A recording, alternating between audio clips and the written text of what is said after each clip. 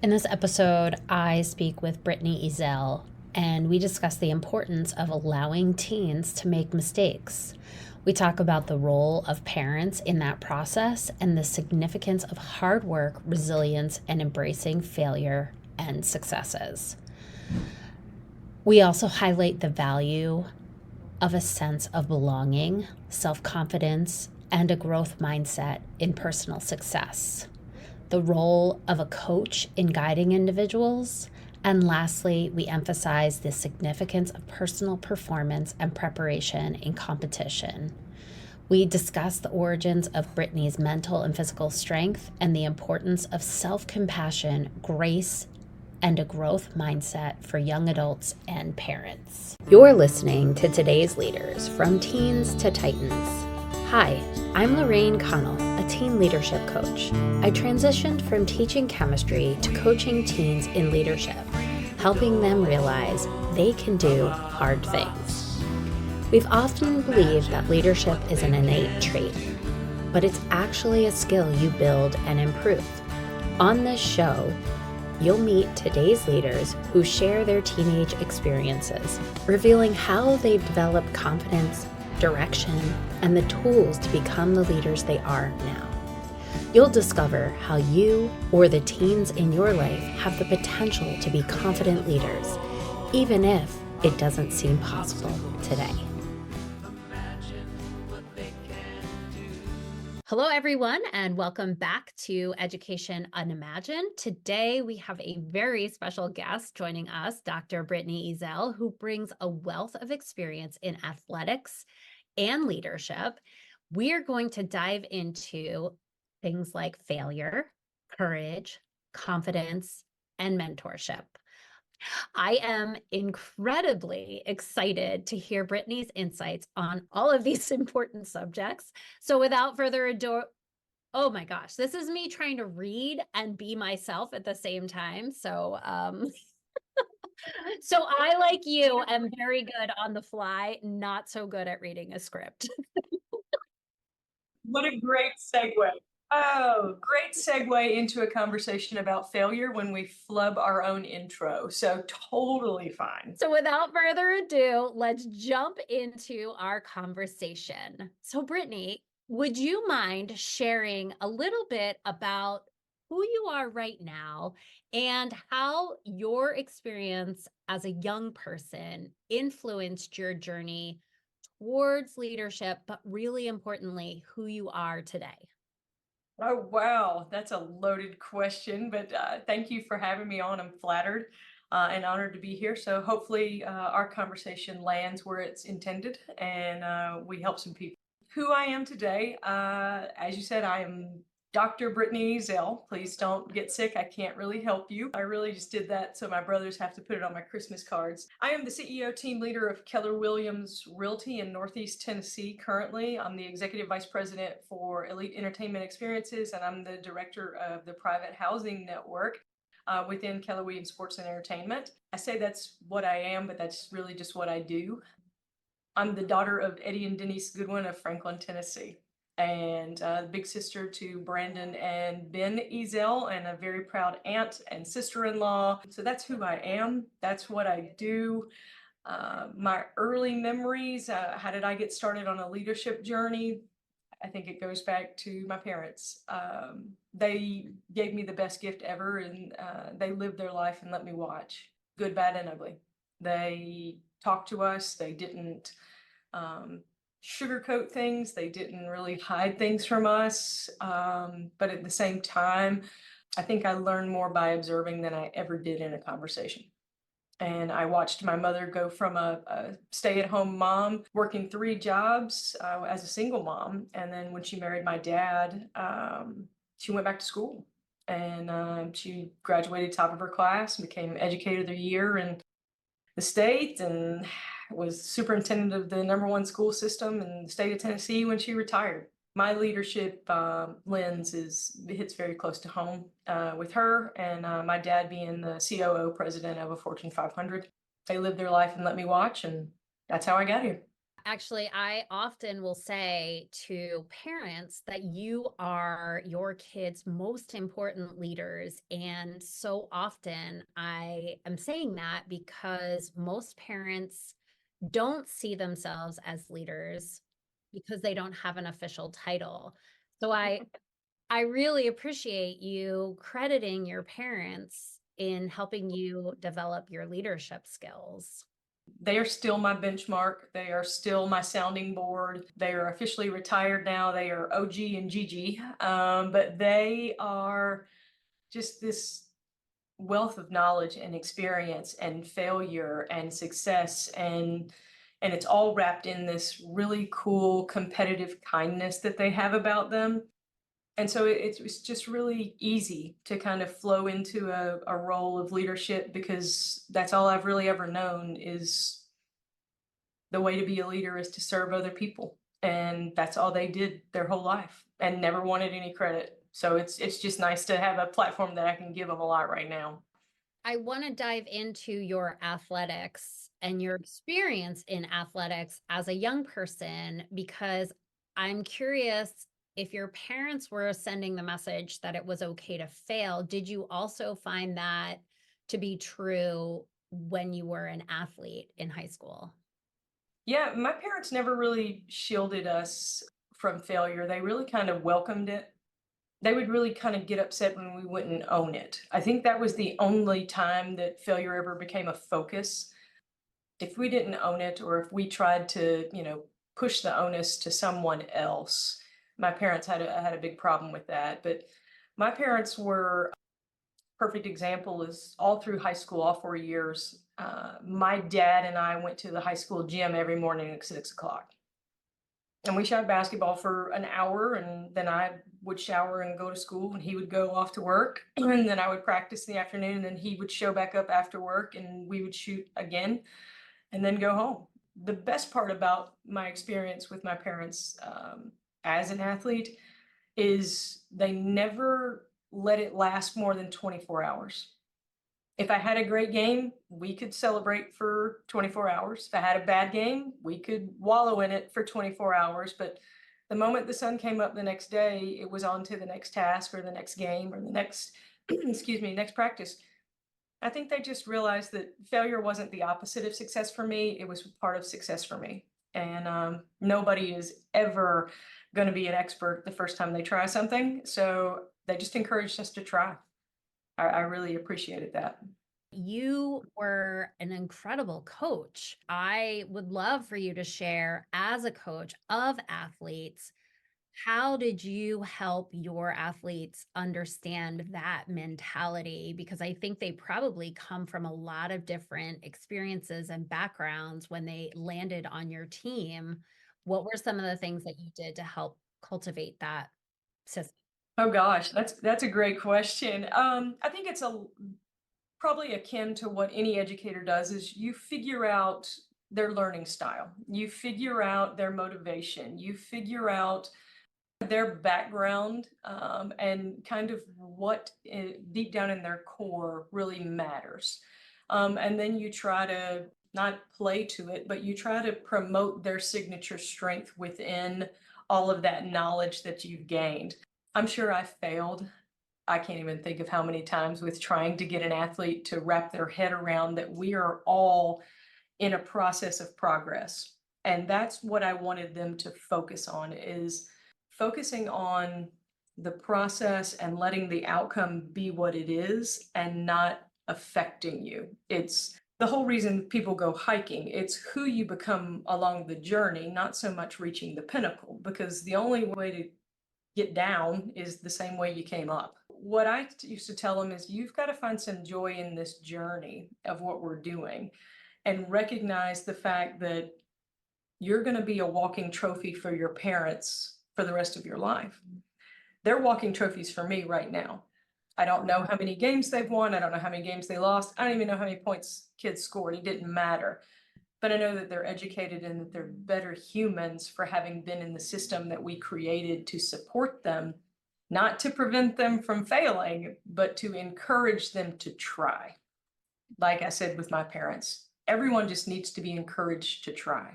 There's no harm in that. And I think there's a lot of bravery and courage that's found in that attempt. There's a lot of strength in just trying. Getting up and trying and trying and trying is taxing.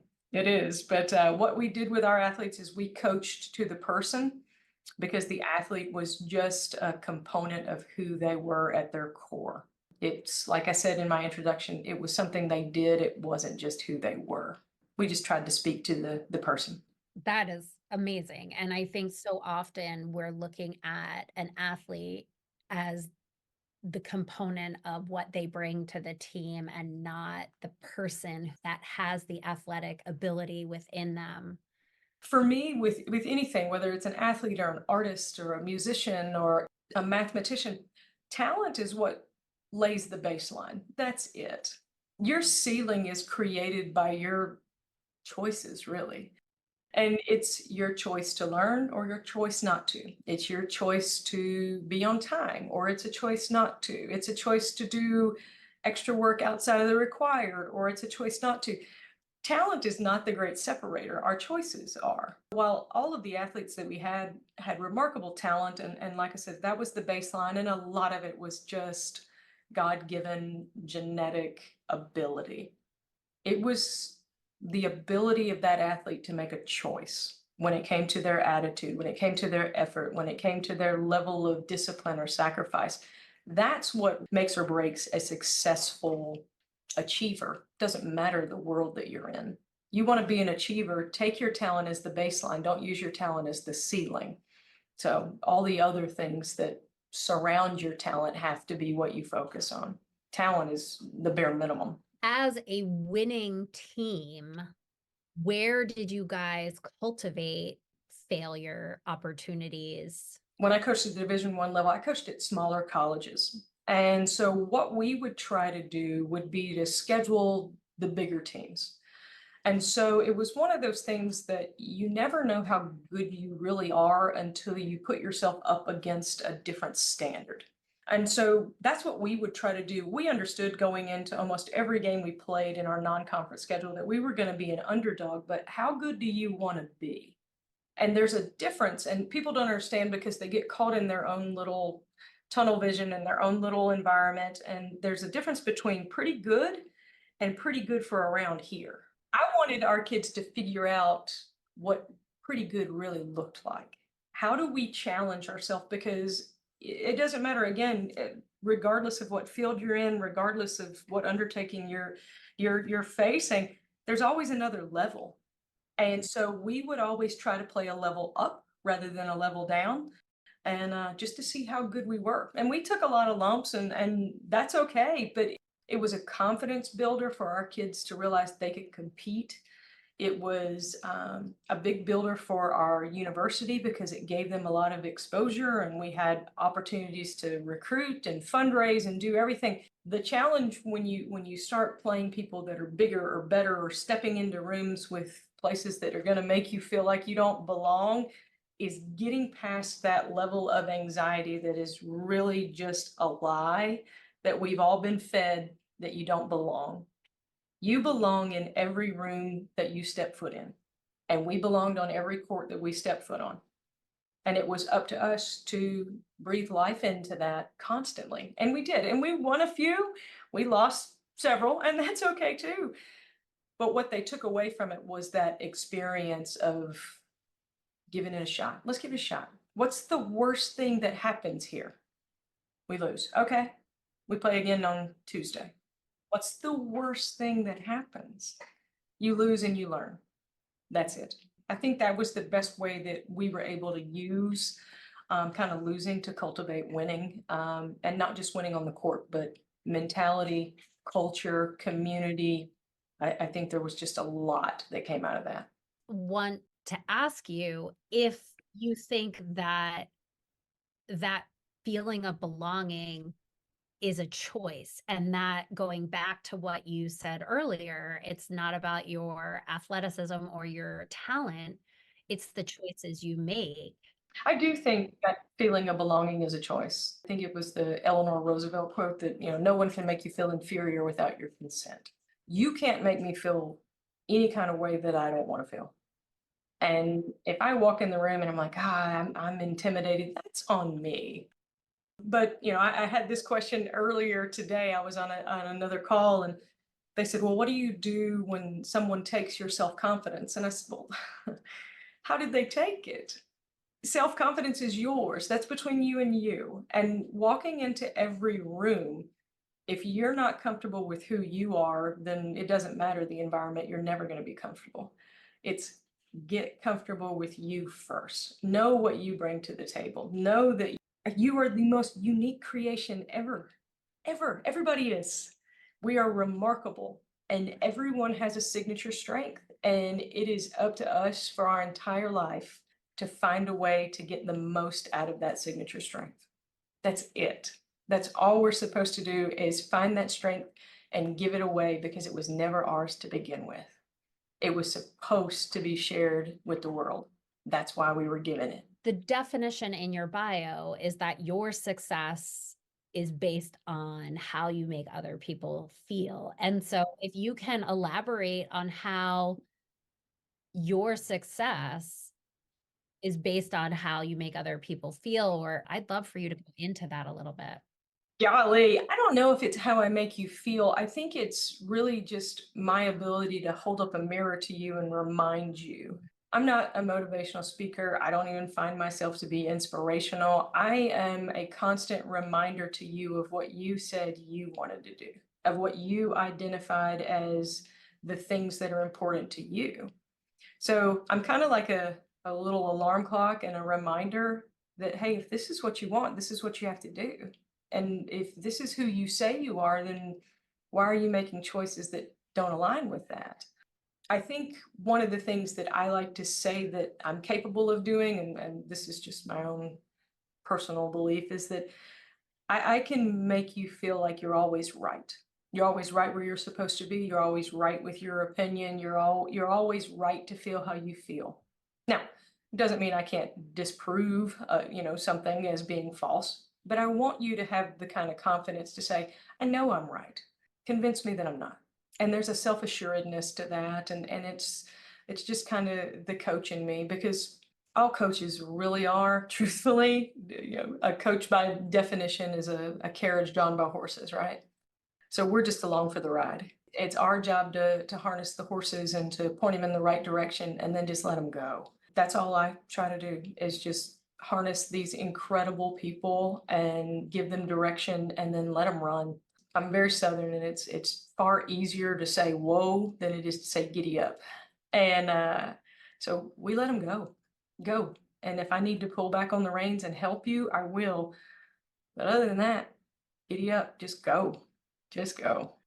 The thing that I remember the most from the speaking at the Maine Women's Conference that I heard you was that you were up there to help us see something inside of us and not to tell your story. Your story was incredible and impactful, but it was what it brought out in each one of us that your intent and your goal was for that.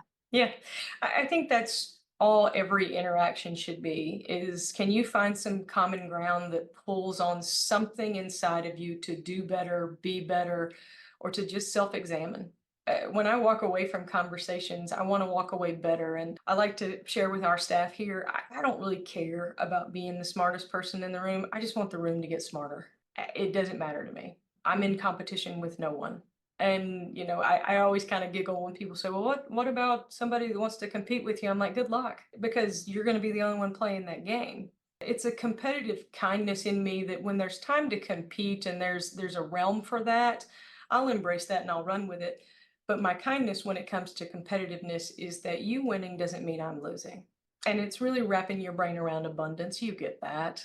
There's enough. Winning for me is different than it might be for somebody else. I don't have to make you look bad in order for me to look good. And I think that's so powerful for coaches and athletes to really hear, because a lot of times our measure of success is what's on that scoreboard, and not did I play my best? Did we play our best? And And so often, I think fans really make us feel that failure and that loss more than our team coach. Fans are you love them and you hate them at the same time, and I think sometimes they forget what fan is short for. It's short for fanatic, and they're a little bit irrational. They see the end product, they don't see the process, and they definitely don't see the person. I'm very much so loyal to people, not places. Fans have a hard time with that. They have a hard time with that. If my favorite player gets traded, I still pull for my favorite player because they're a person.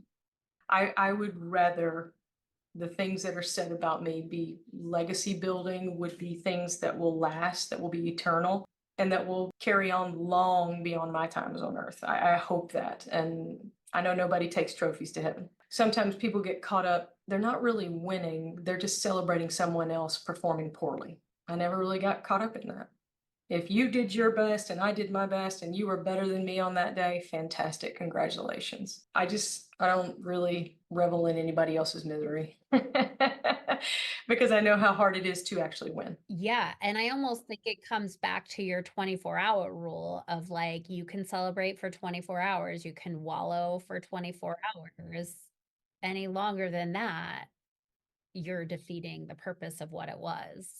My dad had this great phrase. He would say, Brittany, every 24 hours the earth rotates around and flips on top of the person that's sitting there now. So just let it go. And it's kind of that visual that, the things that you hold on too tightly, they end up hurting you. And so I never really held on so tightly to wins or losses. I tried to hold on to the performance. I tried to hold on to the preparation. I tried to hold on to the impact that it had. But the result was something I could always let go. It releases you of a lot of undue stress if you can just let it be what it is, lay it down and walk away.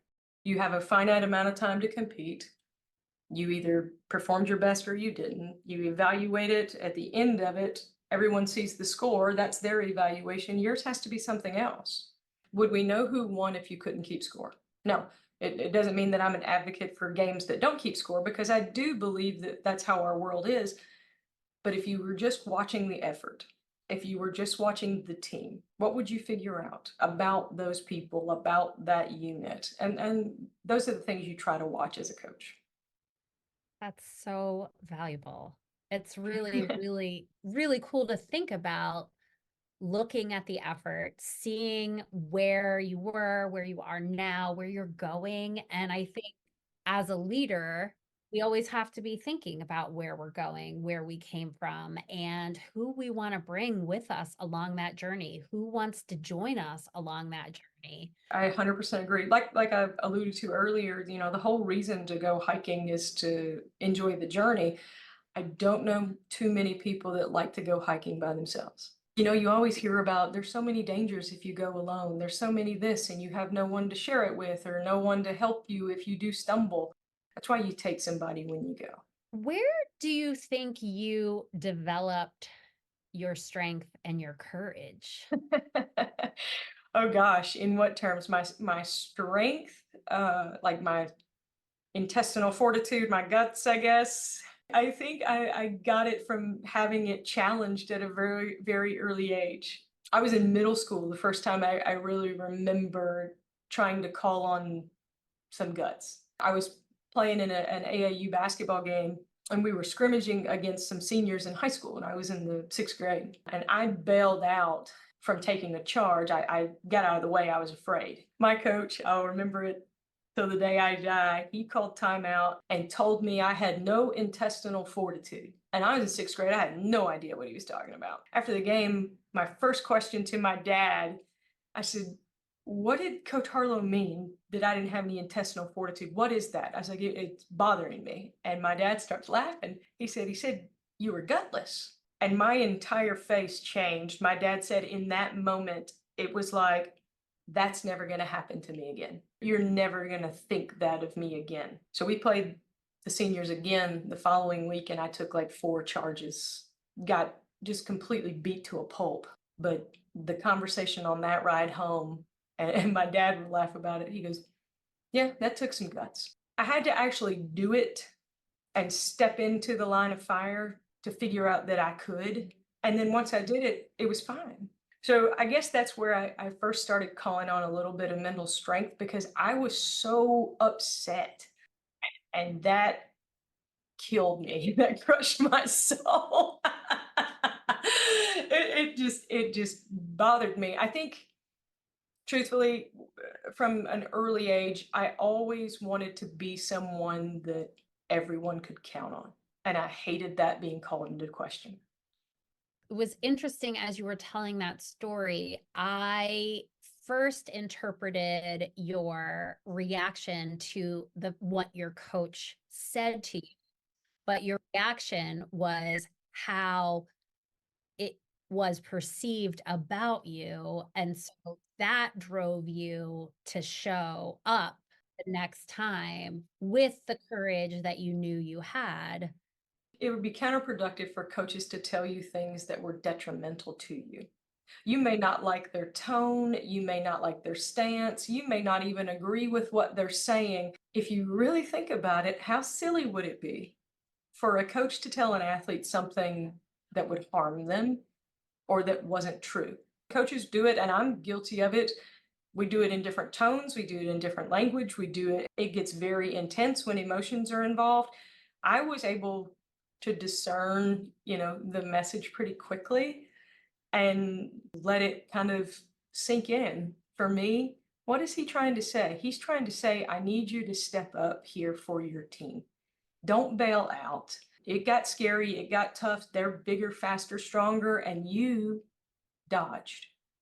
Don't do it. Stand right in there and take the hits and get up and do it again. And that's kind of how it all started for me in about the 6th grade.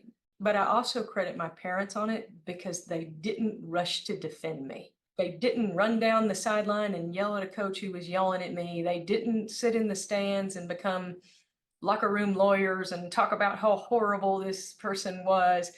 They wanted to see how I was going to handle it.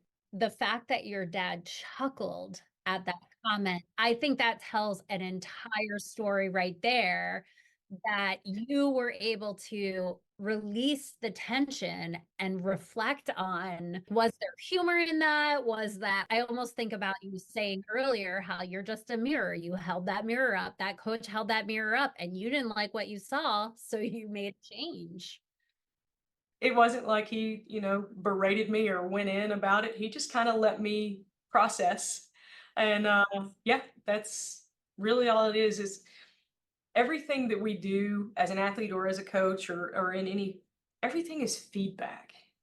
That's it. You're just giving me feedback in a multitude of ways, and then I get to process it the way that I need to in order to be better. That's the choice that we were just talking about. I knew I was talented. I knew that I could do certain things, but in that moment, I had to make a choice. And it happens a lot. So I guess that's probably where I found a lot of strength early on, is physically doing the work that I was challenged to do, just physically doing it. And yeah, I think there's something to be said for just moving. Move your feet. Just get there. Try. Just move. I've never really been one that has a challenge that paralyzes me. I just don't. I'm an action-based person. Well, and I think the word practice comes back into the conversation, right? The first time this happened to you, you practiced what not to do. And the second time you were in a position and you knew what you didn't want to do, you made the mistake the first time, you learned from that mistake and you made a different choice. And I think that is what practice is all about. And we used to use the phrasing, hey, it's called practice, it's not called perfect. Do you know what doctors do? It's called a practice. Do you know what lawyers do? It's called a practice. And they are some of the most highly trained professionals in the world. It's still called practice. Why? Because they need to repeat something over and over and over so that they know they're not going to get it wrong. That's where I think practice gets put in the wrong box. People think, oh, I'm going to practice till I get it right, then I'm going to move to the next thing. No. I want you to practice until you can't get it wrong. Oh, I've practiced this and now I can do it. No, you can't. No, you can't. You did it once. It's a repeatable thing. It has to be a consistent, repeatable thing for you to actually say that you've obtained that skill or you've learned. It's practice till you can't get it wrong. Words to live by. Words to live by. I'm trying. I am trying desperately. I am trying. Well, it seems silly for me to ask this question because I think there's been tons of advice given in all of your answers. But if you could give advice to young adults who maybe are listening or parents of young adults, what advice would you share with them as they are potentially thinking about leadership or even just being a good human? I think the thing that resonates the most for me is give yourself the same level of grace you would provide a stranger. Give yourself the freedom to fail. Give yourself the opportunity to grow. Give yourself an okay when you don't know what's next. It's okay not to know what you don't know. And so my encouragement to people is to give yourself a level of grace that you would provide a stranger. When it came to an athlete, I think that's very important that we hold ourselves to a ridiculous standard and then we beat ourselves up when we fall short. That's okay. For parents, it's your child's experience is their experience. It is not a reflection on your athletic prowess. It's not a reflection on anything other than their experience. Your job is to shape the environment around them so that they free themselves up to enjoy a game by choice. Oh my gosh. Yes, yes, yes. And so much of that is a choice that as parents we are making entirely based on a reflection of ourselves and providing the environment for our children. It's the difference between, leadership and management. When the athlete is playing, it's their job to lead themselves. When you're the parent, it is your job to manage the systems around them, manage their environment, help manage their diet, help manage their sleep patterns. You can do things to help that athlete perform optimally without having to be leading the charge for that athlete to go to practice or to go to games all the time. My dad always said when we would go work out in the mornings at 6, he would always say, if you don't want to go, we won't go. And I'm sure there were a handful of mornings I was like, nope. But that was my journey. And it was him, like you mentioned, holding up that mirror for me saying, you said you wanted to do this. Well, these are the things you need to do. Trophies are in an attic. They're not on display. I never really got into that with them. What's on display for my parents and what was in their offices and what they talked about was our family vacations. Yeah, it was the connection of the family, not what Brittany did. Yeah, who did you become by playing that game? Did you learn about work ethic? Did you learn about accountability? Did you learn about responsibility, dependability? Those were the abilities that really mattered. Did you learn how to be a good teammate? Did you learn how to accept responsibility? Did you learn that there's authority in everything that you do and you have to respect it, even if you don't agree with it? It's really who you become while you're playing that matters. Again, it all goes back to what you said. It's truly that journey. And athletes are on a different one. It's very different because they're leading with this physical prowess. Sometimes it's hard for them to mentally and emotionally catch up because they're so gifted. They can do so many things with their body and they're fast and they can jump. And it's getting their brain and their spirit to align with what their body's capable of doing and recognizing that what they're doing is just a vehicle of you becoming. Oh my goodness, this is far better than I even imagined it would be. It's something that is so profoundly powerful for the educators who are listening to understand the incredible impact we have on young adults and children in our lives, both in positive and negative ways. I often will ask educators to think about an experience that they had when they were in school, one that they remember fondly and one that they remember not so fondly. And every single person can pull up both of those memories within seconds. And so I just try and reflect as a mirror if that is how that made you feel thinking about that. That's huge. My mother was in education my whole life, and our family's kind of motto was always, "Is it good for children? Is this good for the next generation?" And she would talk about it a lot, and she had such an admiration for her teachers, and she showed up every day to support the people that were helping our most vulnerable. And that's really all you're supposed to do when you're a leader is to show up and support the people that are in your charge. Show up and help the helper. Show up and assist. That's it. I always admire that. People that choose a career in education or coaching, and it's selfless and it's pouring into someone else's child. That's, to me, the ultimate sacrifice, is to give of yourself for the benefit of someone else's child. I have a deep-seated admiration for teachers. Well, thank you so much for your time. Sure, sure. Anytime you can call on me. I'm happy to help. Thank you for tuning in to this episode of Leaders of Today, Teens to Titans. If you found this episode helpful, please subscribe, leave a review, and share it with other parents who might benefit from this conversation. Together, we can support our teens in building healthy, positive relationships and become leaders of tomorrow. Until next time, I'm Lorraine Connell, and this is Leaders of Today, Teens to Titans.